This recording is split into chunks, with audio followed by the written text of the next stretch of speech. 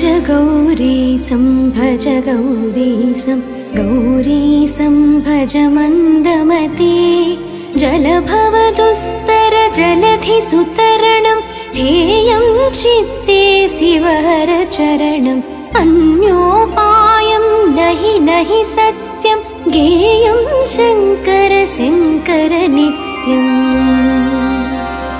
दारापत्यं क्षेत्रं वित्तं देहं गेहं सर्वमनित्यम् इति परिभावय सर्वमसारं गर्भविकृत्या स्वप्नविचारम्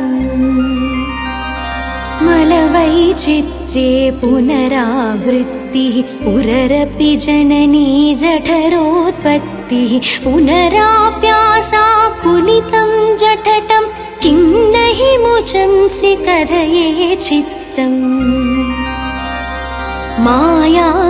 मायाकल्पितमैन्द्रं जालं न हि तत्सत्यं दृष्टिविकारं ज्ञाते तत्त्वे सर्वमसारं मा कुरु विषयविचारम् रज्जौ सर्पभ्रमणारोपः तत्त्वब्रह्मणि जगदारोपः मिथ्या माया मोहविकारं मनसि विचारय वारं वारम् अध्वरकोटि गङ्गागमनं कुरुते योगं चेन्द्रियदमनं ज्ञानविहीनः सर्वमतेन न भवति मुक्तो जन्मस्य तेन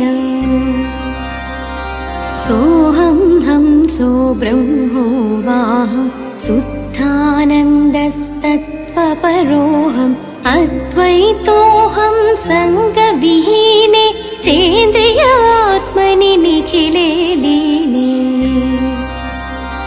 शङ्कर किङ्कर मा कुरु चिन्तां चिन्तामणिना विरचितमेतत् यः सद्भक्त्या पठति नित्यं ब्राह्मणि लीनो भवति सत्यम् इति श्रीचिन्तामणि विरचितं गौरीशाष्टकं सम्पूर्णम्।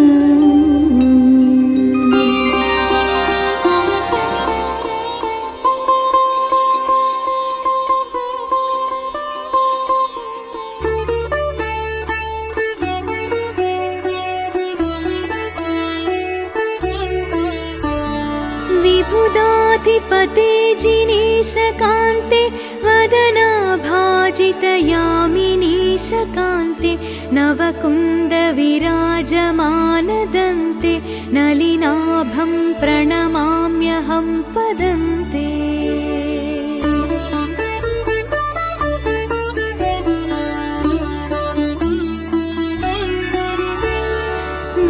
विकचाम्बुरुहां विलासचोरैरतिशीतैः प्रवहद्दयाम्बुपूरैः शशिशेखरचिन्तनोत्तरङ्गैस्तरसालोकय देवि मामपाङ्गैः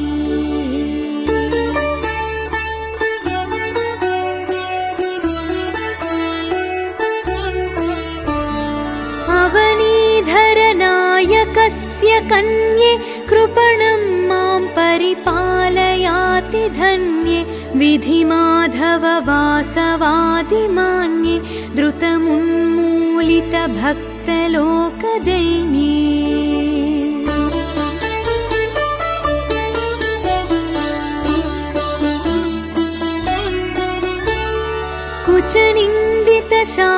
कुचनिन्दितशातकुम्भशैले मणिकाञ्चीवलयोल्लसद्दु